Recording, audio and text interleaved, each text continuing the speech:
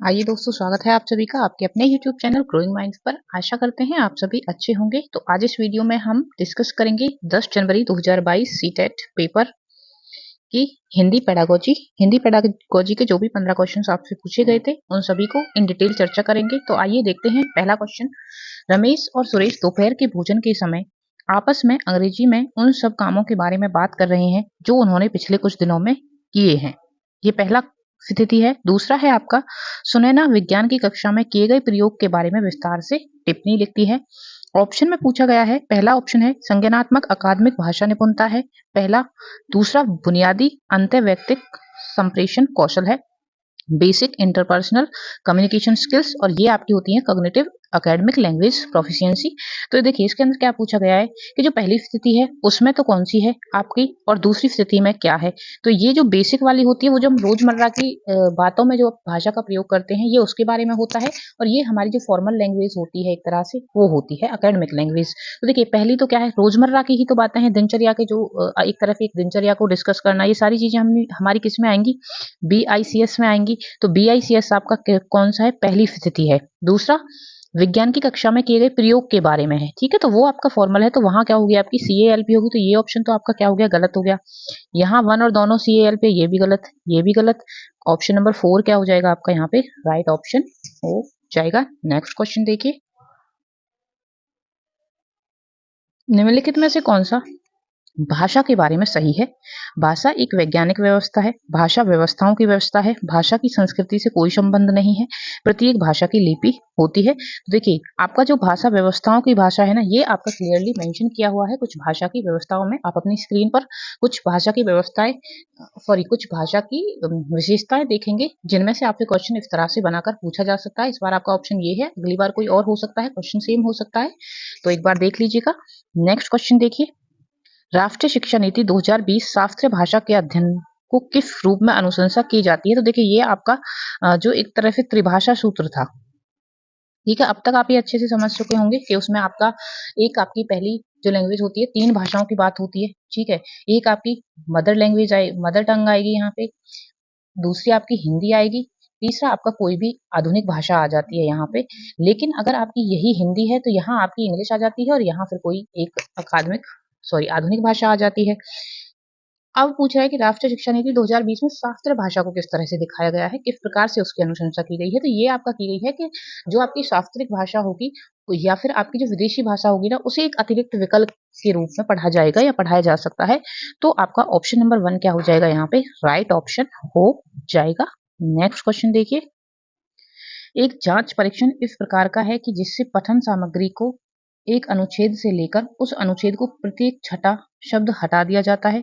शिक्षार्थियों को हटाए गए शब्दों के स्थान पर संदर्भानुसार उपयुक्त शब्द लिखने के लिए कहा जाता है। इस तरह की जांच परीक्षण को क्या कहते हैं। देखिए ये एक तरह से आपका डायरेक्ट क्वेश्चन है। जो बच्चे कॉम्पिटिटिव एग्जाम्स की तैयारी करते हैं, जिन्होंने कहीं पे भी इंग्लिश ग्रामर को उस तरह से पढ़ा हुआ होगा, तो ये अच्छी तरह जानते होंगे कि इसका आंसर आपका क्लोज परीक्षण आएगा। इसको आप इंग्लिश में क्लोज टेस्ट पढ़ते हैं, ठीक है। तो क्लोज टेस्ट के अंदर क्या होता है, आपका एक पैराग्राफ गिवन होता है, उस पैराग्राफ में से कुछ शब्द आपके ब्लैंक करके दिए हुए होते हैं, और वो शब्द आपको उसके अंदर फिल करने होते हैं। यही आपका क्लोज टेस्ट होता है। तो सीधा उन्होंने वही डेफिनेशन दे रखी है। तो बाकी के ऑप्शंस को देखिए पढ़ने का कोई यहाँ औचित्य है नहीं। निम्नलिखित में से कौन सी शिक्षण अधिगम सामग्री पाठ्य सामग्री के आधार पर वास्तविक दुनिया को समझने का कौशल विकसित करने का अच्छा स्रोत है। क्या करना है आपने, उस सामग्री के बारे में बताना है कि वो कौन सी सामग्री होगी जो कि आपको वास्तविक दुनिया के साथ में जोड़ेगी। तो आपकी जो प्रमाणिक पाठ्य सामग्रियां और जो अन्य सामग्रियां होती है ना, ये इनका रोल ही ये होता है कि ये कोशिश करती हैं बच्चों को इस तरह से सिखाने की कि वो जो वास्तविक संसार की जो समस्याएं हैं उन्हें समझ सकें, अर्थ निकाल सकें, चर्चा कर सकें चीजों पर।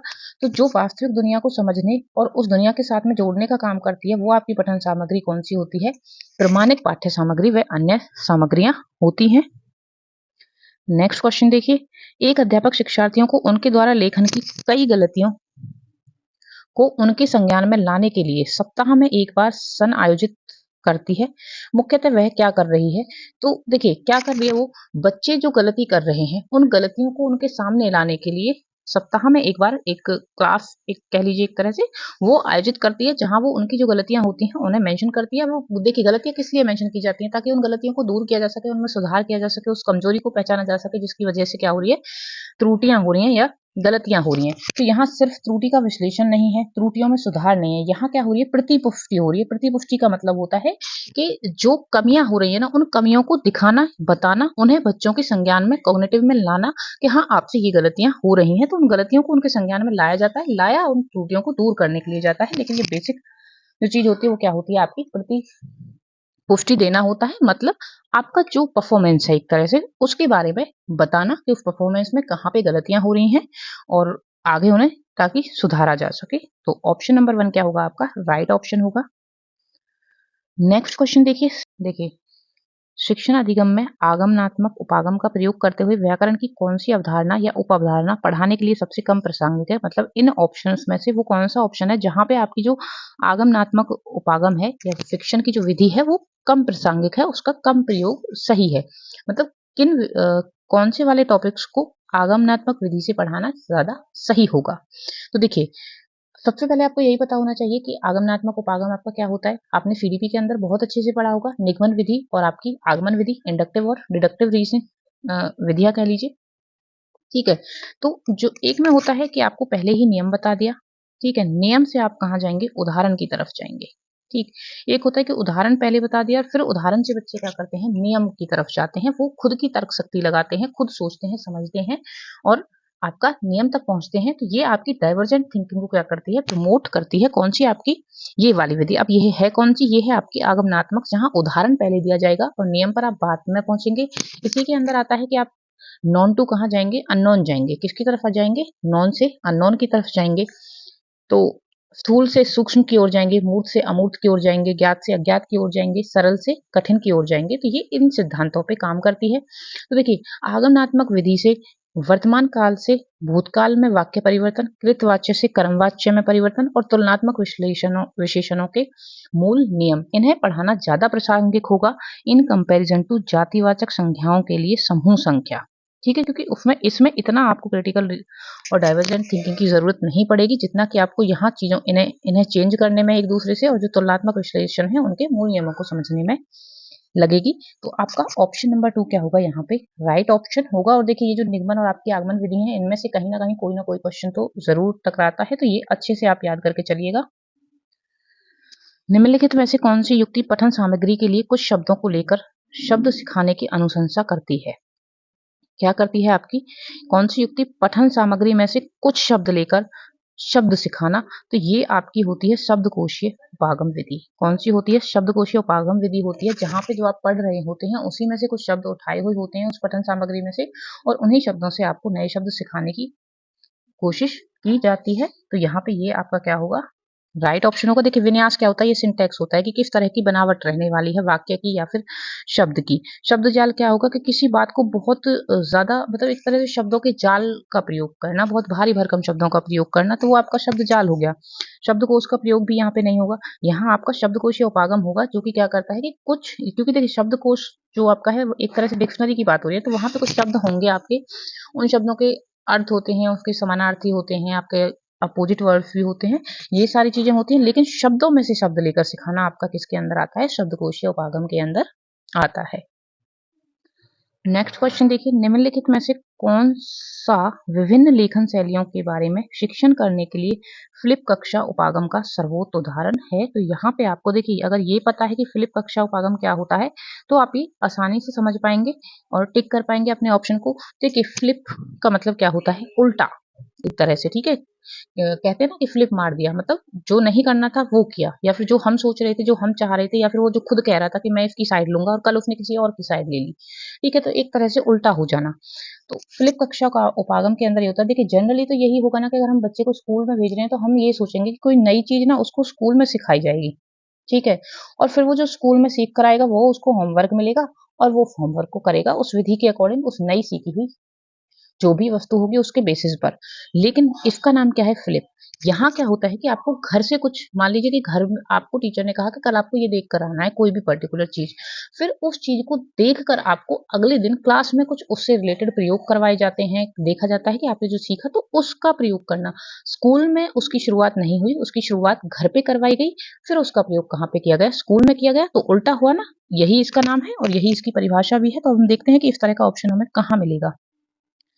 पहला है, अध्यापक विद्यार्थियों को उनकी लेखन शैलियों के आधार पर पाठ्य सामग्री के वर्गीकरण हेतु ऑनलाइन अभ्यास देती है और उसके बाद व्यक्तिगत रूप से पुष्टि करती है। विद्यार्थी घर में लेखन शैलियों की वीडियो देखते हैं और अगले दिन कक्षा में अध्यापक द्वारा पढ़ाई जा रही पठन सामग्री में देखी गई शैलियों की पहचान करते हैं। तो देखिए, ये आपका ऑप्शन हो सकता है ना कि घर पे उन्होंने वो देख लिया कि किस प्रकार की ये शैलियां होती हैं और फिर वो उस जो उन्होंने देखा है, पढ़ा है, समझा है, उसको अप्लाई कर रहे हैं कहाँ पे जाके, स्कूल में जाके। फिर भी बाकी के ऑप्शंस को भी एक बार चेक कर लेते हैं। अध्यापक वीडियो कॉन्फ्रेंस के माध्यम से लेखन शैलियों पर नहीं, विद्यार्थी कक्षा में लेखन शैलियों की वीडियो देखते हैं और घर पर जाकर नहीं, उल्टा करना है, घर पे देखना है और विद्यालय या कक्षा में आपका अप्लाई करना है। तो ऑप्शन नंबर 2 ही क्या होगा, आपका राइट ऑप्शन होगा। नेक्स्ट क्वेश्चन देखिए, निम्नलिखित में से कौन सी सहारा मदद देने से संबंधित युक्ति है। पहला ऑप्शन है, विद्यार्थियों को उनके स्तर के ऊपर की पाठ्य सामग्री का अभ्यास कार्य देना। देखिए, ये तो मदद तो नहीं हुआ। ये शिक्षा विद्यार्थियों को उनके स्तर से कम की बात, ये तो देखिए ऑप्शन आपका हो ही नहीं सकता। विद्यार्थियों के सीखने में जहां जहां कमियां उसे दूर करने में मदद करना, यही क्या होगा, आपका राइट ऑप्शन होगा। क्योंकि सहारा या मदद देने से क्या मतलब है, अब जो बच्चे ने सीखा ही नहीं है उससे ज्यादा आप उसको देने लग जाएं तो वो किस तरह से बच्चे को मदद करेगा। और अगर आप उससे कम दे रहे हैं तो भी आप उसको डिग्रेड कर रहे हैं।